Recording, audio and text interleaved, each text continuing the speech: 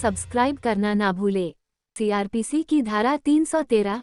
Supreme court ने अच्छी तरह से स्थापित 10 सिद्धांतों का सारांश दिया। सुप्रीम कोर्ट ने हाल ही में दंड प्रक्रिया संहिता 1973 सीआरपीसी की धारा 313 के संबंध में स्थापित सिद्धांतों को संक्षेप में प्रस्तुत किया। ये प्रावधान आरोपी की जांच करने की शक्ति से संबंधित है।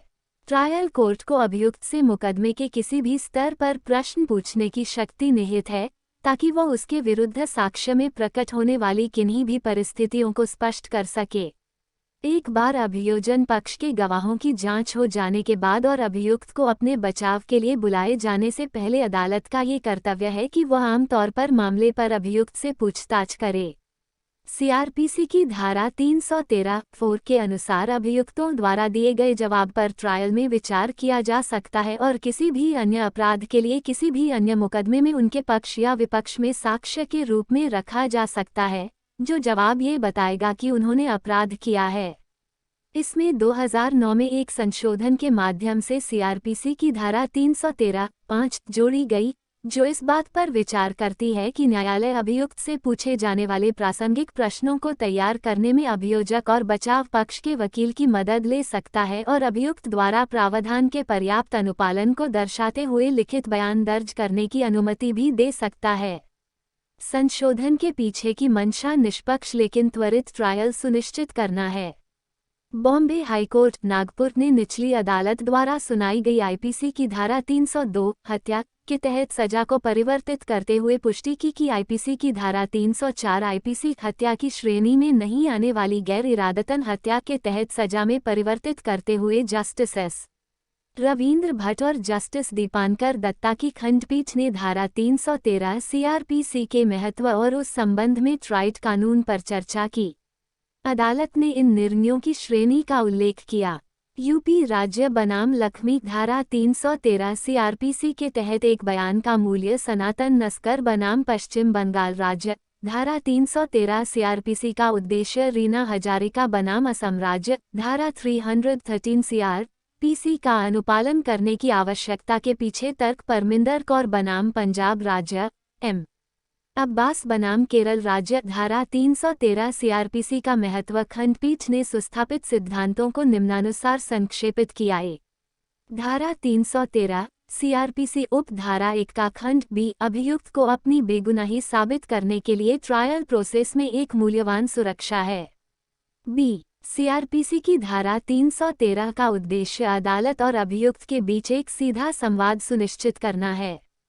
यह अदालत पर एक अनिवार्य कर्तव्य डालती है कि वह अभियुक्त से आमतौर पर मामले में पूछताछ करे ताकि वह उसके खिलाफ सबूत में दिखाई देने वाली किसी भी परिस्थिति को व्यक्तिगत रूप से स्पष्ट कर सके। सी जब पूछताछ की जाती है तो अभियुक्त अपनी संलिप्तता स्वीकार करने से इनकार कर सकता और अदालत द्वारा उसके सामने जो कुछ भी रखा गया है उसे स्पष्ट रूप से नकार सकता है या स्पष्ट रूप से अस्वीकार करने का विकल्प चुन सकता है। डी अभियुक्त कानूनी रूप से मान्यता प्राप्त बचावों को अपनाने के लिए उसके विरुद्ध लाई गई आपत्तिजनक परिस्थितियों को भी स्वीकार कर सकता है या स्वयं कर सकता है। ई एक अभियुक्त अभियोजन पक्ष द्वारा क्रॉस एग्जामिनेशन किए जाने के डर के बिना या बाद में उसका क्रॉस एग्जामिनेशन करने का कोई अधिकार होने के डर के बिना बयान दे सकता है। एफ स्पष्टीकरण जो एक अभियुक्त प्रस्तुत कर सकता है उस पर अलग से विचार नहीं किया जा सकता, लेकिन अभियोजन पक्ष द्वारा प्रस्तुत साक्ष्य के संयोजन में विचार किया जाना चाहिए और इसलिए केवल धारा 313 के बयान के आधार पर कोई सजा नहीं दी जा सकती।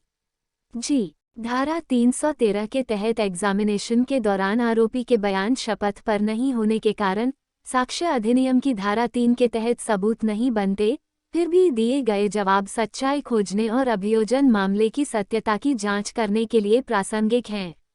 एच आरोपित भाग पर भरोसा करने के लिए अभियुक्त के बयान को विच्छेदित नहीं किया जा सकता और निंदनीय भाग को अनदेखा किया जा सकता है और स्वीकारोक्ति की प्रकृति की प्रामाणिकता का परीक्षण करने के लिए अन्य बातों के साथ साथ संपूर्ण रूप से पढ़ा जाना चाहिए।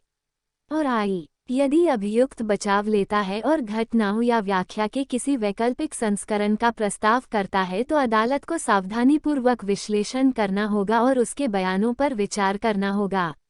जे किसी दिए गए मामले में आरोपित परिस्थितियों के आरोपी के स्पष्टीकरण पर विचार करने में कोई भी विफलता मुकदमे को खराब कर सकती है और या दोषसिद्धि को खतरे में डाल सकती है। मृतक की मां ने रिपोर्ट दर्ज कराकर आईपीसी की धारा 302 व 307 के तहत एफआईआर दर्ज करवाई। इसके बाद आरोपी को गिरफ्तार कर लिया गया। ट्रायल कोर्ट ने पाया कि अभियुक्त ने चाकू से मृतक की हत्या की थी और उसने अभियोजन पक्ष के 3 अन्य गवाहों की हत्या करने का भी प्रयास किया। यह माना गया कि अभियोजन पक्ष ने अपने मामले को उचित संदेह से परे साबित कर दिया था और आरोपी को आईपीसी की धारा 302 और आईपीसी की धारा 307 के तहत दोषी ठहराया गया। उसे आजीवन कारावास की सजा सुनाई। बॉम्बे हाईकोर्ट नागपुर खंडपीठ ने अपील को ये कहते हुए खारिज कर दिया कि इस मामले में कोई योग्यता नहीं है। सुप्रीम कोर्ट ने आईपीसी की धारा 302 के तहत सजा को आईपीसी की धारा 304 में बदलना उचित समझा, लेकिन आईपीसी की धारा 307 आईपीसी हत्या का प्रयास के तहत सजा को बरकरार रखा।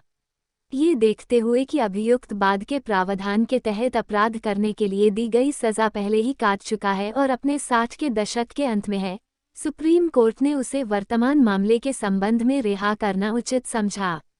केस का विवरण। प्रेमचंद बनाम महाराष्ट्र राज्य 2023 लाइवलो एससी क्रिमिनल अपील नंबर 211/2023 3 मार्च 2023 जस्टिस एस रविंद्र भट्ट और जस्टिस दीपांकर दत्ता।